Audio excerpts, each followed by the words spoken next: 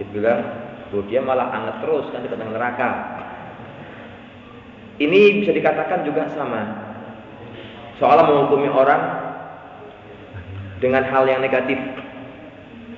Padahal siapa yang bisa menjamin justru nanti dia boleh jadi akhir hayatnya lebih baik dari yang ngomong. Sehingga Nabi memberikan kepada kita formula ataupun kaidah dengan mengatakan innamal a'malu bil khawatim atau bi khawatimiha. Sesungguhnya amal seorang hamba divonis baik dan buruk bukan sekarang, tapi nanti. Contoh, ketika Nabi mengatakan man kana akhiru kalamihi la ilaha illallah dakhala jannah. Barang siapa yang ucapan akhir yang dia ucapkan sebelum ajal menjemput dengan mengatakan la ilaha illallah, tidak ada ilah yang berhak disembah dengan benar kecuali Allah, maka dia masuk surga. Sehingga menghukumi orang tidak bisa sekarang, dan semakin diperkuat dengan hadis yang diriwayatkan oleh Imam Bukhari dan Muslim dari jalan Abdullah bin Mas'ud, yang hadis ini juga termaktub dalam kitab Arba'in Nawawiyah nomor 4. Ketika Nabi mengisahkan tentang perkembangan janin sampai mengisahkan bagaimana masalah husnul khotimah dan su'ul khotimah.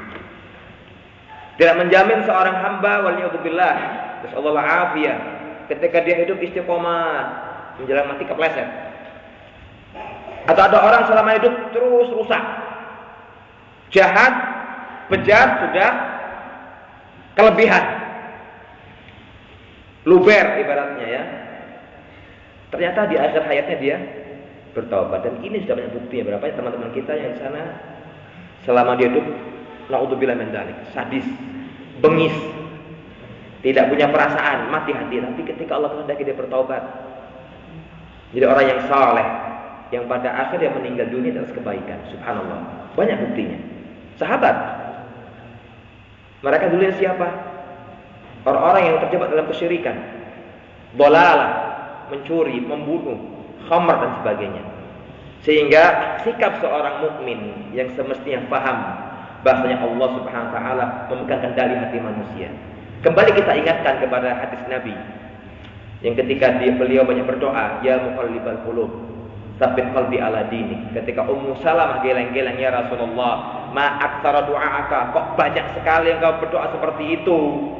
Apa itu ya muqallibal qulub, tsabbit qalbi ala dinik. Wahidat yang menerbalikkan hati, teguhkan hatiku di atas agamamu.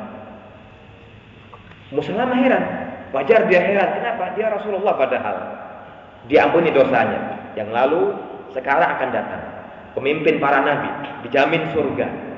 Tapi doa berulang-ulang terus diulang-ulang. Ummu Salamah heran geleng-geleng. Apa kata beliau SAW? Wahai Ummu Salamah, tidak ada anak Adam di muka bumi ini melainkan hatinya berada dalam genggaman dua jemari Allah, di antara jari jemari Allah Azza wa Jalla. Faman syaa'a aqama, barang siapa yang dikehendaki oleh Allah lurus, dia akan lurus terus baik. Wa man syaa'a azagha, dan barang siapa yang dikehendaki Allah jelek akan dipalingkan, disesatkan dari kebenaran. Waliyadzubillah. Mendengar ungkapan tadi, Mu'adz bin Jabal membaca doa dari surah Ali Imran ayat 8. Rabbana la tuzigh qulubana ba'da idh hadaitana.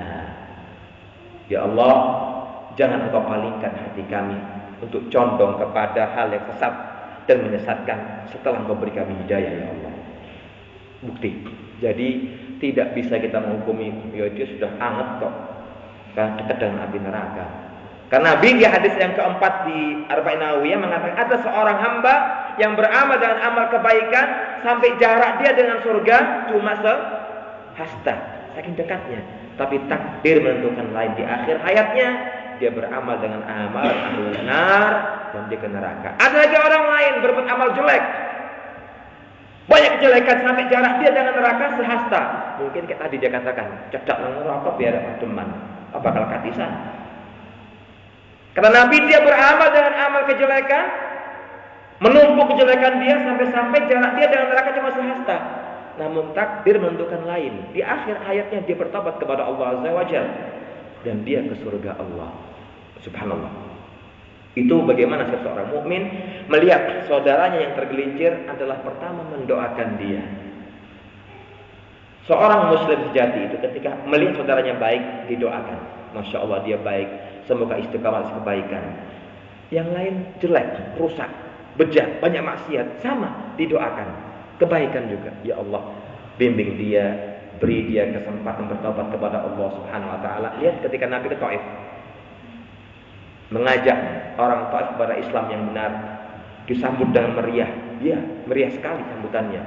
Karena dia diseret oleh anak kecil, dibilang orang gila, orang gila. Dan seterusnya, dilempari batu, berdarah kepalanya. Allah kirim 2 malaikat dan ya Rasulullah, Allah kirim kami menunggu perintahmu membalikkan 2 gunung itu, menimpa mereka sekampung semuanya. Kata Rasul, tidak mudah buat Allah mengadab mereka. Tapi tidak, beliau malah mengatakan Allah maghfir li qaumi fa innahum la ya'lamun.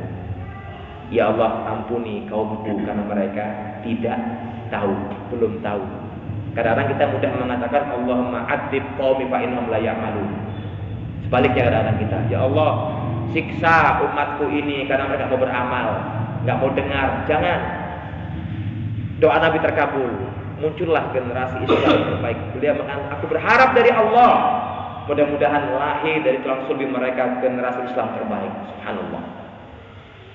Dikabulkan doa beliau, mengampuni orang berbuat salah yang menyalahi dia bahkan.